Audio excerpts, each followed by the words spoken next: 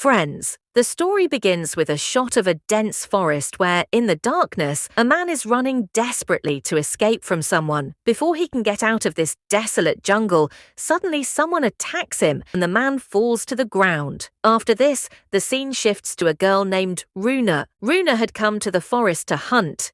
With a bow and arrow in her hands and sharp eyes, she starts looking around. Suddenly, she spots a deer. As she aims the arrow at it to shoot, she suddenly remembers her father and starts recalling her childhood memories. Her father had taught her how to hunt.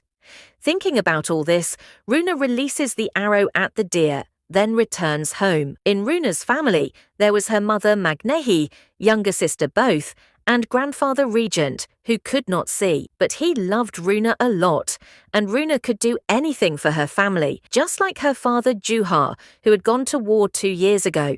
He never returned, which is why the entire family remained sad. Especially Rune and her younger sister Both were very close to their father and prayed every day for his return. However, Rune's grandfather would explain to them that Juha was probably no longer in this world. He had died in the war, but Both and Rune did not believe his words. They felt that their father was still alive and would definitely return one day. After Juha left, Rune had taken all the responsibilities of the house on her shoulders, meaning Rune now did every task that Juha used to do. This family lived in a small hut in the forest and was somehow managing to live their life. Rune went hunting every day because they could only fill their stomachs through hunting. That is why Magnehi tells Rune to go catch fish from the sea, and Rune sits in the boat and sets off to catch fish. As soon as she reaches the middle of the sea, suddenly everything goes dark in front of her eyes and she has a vision. In the vision, she sees her entire family covered in blood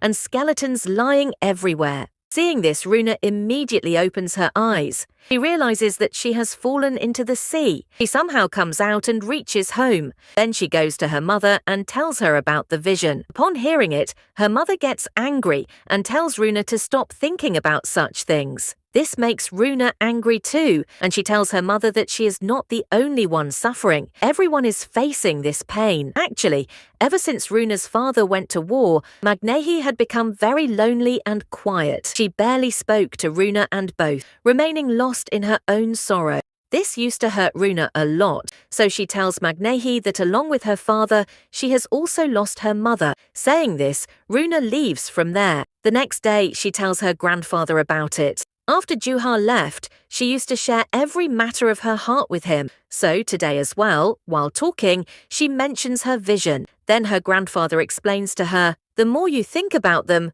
the more they will follow you. So don't pay attention to them and don't even try to understand their meaning." Rune finds her grandfather's words right and stops thinking about the visions. A few days later, Rune goes to the forest in search of prey. Suddenly, she sees an injured man there whose name was Torulf. Torulf's condition was very bad, so Rune brings him home. As soon as Magnehi sees him, she gets angry and shouts at Rune, telling her to leave Torulf back in the jungle. She fears that keeping a stranger at home could bring trouble to their family, especially when their husband is already missing. Their family was already on the verge of starvation, and they didn't have enough food to feed an outsider, so she tells Rune to take him back. But Rune flatly refuses and tells her mother that if Dad saw you behaving like this with an injured person, he would feel very ashamed. Hearing this, Magnehi becomes quiet and allows Torulf to stay there until he recovers. She also tells Both to stay away from him. After this, Magnehi goes to the market without telling Rune and sells her father's horse because they needed money. Meanwhile, Rune and her grandfather, Toff, is taken care of very well. Because of this, he regains consciousness after 2 days.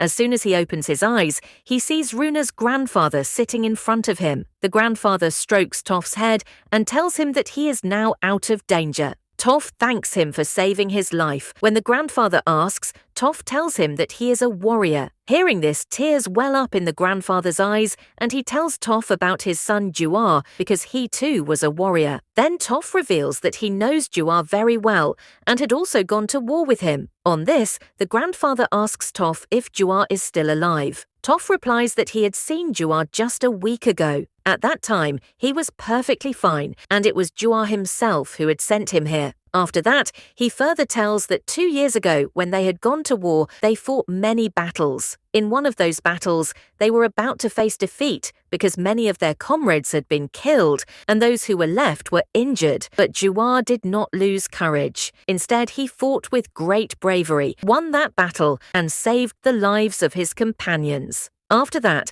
as they moved forward, they saw a tree with a lot of gold scattered around it. Seeing this, everyone started digging near the tree and found a huge amount of treasure and valuables buried underground. There was so much that even if they divided it equally among everyone, their coming generations could live comfortably without doing anything. So everyone started picking up the treasure quickly. But Juar stops them from doing so because that place was actually a cursed tomb of ancient Viking warriors. It was not an ordinary grave. The Vikings used to bury their great warriors along with their weapons and gold and silver. The Rune of the Dead was also carved on that grave, which was an ancient magical symbol that bound the souls of the dead. This cursed tomb was guarded by Draugrs themselves, and all this treasure belonged to them. Therefore, Juar tells his companions not to take this treasure, but no one pays attention to his words. Seeing this, even Juar starts taking his share of the gold, because he also wanted to remove the poverty of his family. But suddenly all the people start fighting among themselves, because everyone wanted to become the sole owner of that gold. In this fight, some people even lost their lives. Because of this, Toph got scared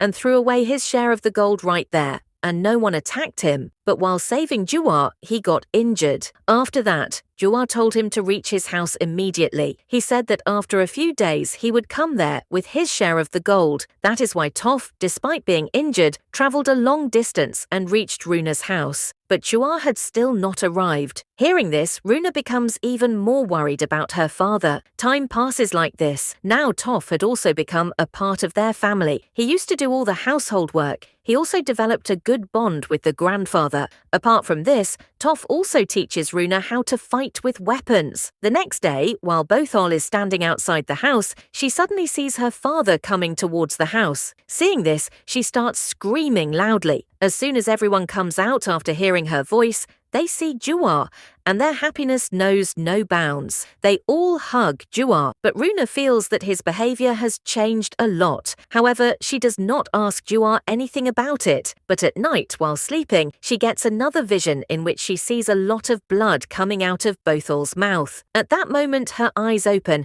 and she ignores it, thinking it was a bad dream. After this, we see Toph and Juar together. There, Juar tells him that even after obtaining that treasure, he is not happy at all. Something is troubling him. Magnahit was also listening to their conversation, so she comes there and tells Toph to leave the two of them alone for some time. Following Magnahit's words, he leaves from there. Meanwhile, Runa keeps thinking about her vision again and again. She feels as if some unknown danger is approaching her family, but she cannot understand what that danger is. On the other hand, Juar was also quite worried, so Magnahit consoles him. Along with this, she tells him to send Toph away from here, because she had not liked him from the beginning. Following her words, Juar also tells Toph to leave from there. Although Runa didn't like this at all, Toph agreed to leave. During this time, Juar also gave him his share of the gold. Taking it with him, he left from there. But Runa missed him a lot. The next day, when she asked Juar about his changed behavior, he told her that he felt he had done something wrong by taking that gold. But why? What was the reason behind it? Even Juar himself couldn't understand this, so he quietly took all the gold and left the house at night. In the morning, when Runa woke up, her mother told her that Juar had taken all the gold and gone somewhere. Hearing this, Runa became very worried and went to her sister. Her sister showed her a golden pearl. Botild had been wearing this pearl hidden inside her necklace. When Runa asked who gave it to her, she took Juar's name. Hearing this, Runa told her, "Always keep this pearl with you. Never take it off." Anyway, a few days later, Runa went hunting. When she returned home, she couldn't find Botild anywhere. She started searching for her here and there, but there was no trace of Botild. Seeing this, Runa immediately picked up her bow and arrows and headed towards the forest. Meanwhile, Botild, who was wandering in the same forest, suddenly sensed someone's presence. To hide from them, she hid behind a tree. Just then, Torf arrived. He covered Bothild's mouth with his hand and told her to stay quiet. Before Botild could ask him anything, a Viking soldier attacked Torf. At that moment, Rune also reached there and killed that soldier with her arrow. Torf then told Rune that the Viking warriors had attacked them. Hearing this, Rune's mother and grandfather became extremely scared. Torf locked them in a room and decided to fight the warriors along with Rune. Let me tell you that these Vikings were not humans, but zombies. Rune didn't have the courage to fight them, so she quickly went inside the house and before closing the door, pulled Torf inside as well. Then she asked him, "Who are these people?" Torf stayed silent and started thinking about his companion, whom he had just turned into a zombie outside. He told Rune the truth. The treasure we had looted was cursed. All our companions turned into zombies because of that curse, and they also turned their families into zombies. That's why Juar left with the gold so that all of you could stay safe. Why have these zombies come here? Torf couldn't understand this. Because Juar had already taken all the gold and left, Torf had thrown away his own share. So why had the zombies come? He tried to figure this out. Just then Botild remembered the golden pearl that Juar had given her. He realized that the zombies had come for this pearl. Botild didn't want to part with the pearl, so she swallowed it. Meanwhile, Rune and Torf prepared to fight the zombies. They saw the leader of the zombies, the one whose grave they had robbed for the treasure. There were a huge number of zombies, so instead of fighting, Rune and Torf decided to take everyone and run away. While running, Rune remembered the pearl. She immediately told Botild to throw it away, but Botild had already swallowed it. Because of this, all the zombies now started moving towards them. Seeing this, Rune told her mother to take Botild and run away from there. Until then, she and Torf would hold back the zombies. Rune's mother agreed and started running with Botild, but a zombie killed her. This completely broke Rune. She charged towards the zombies to take revenge.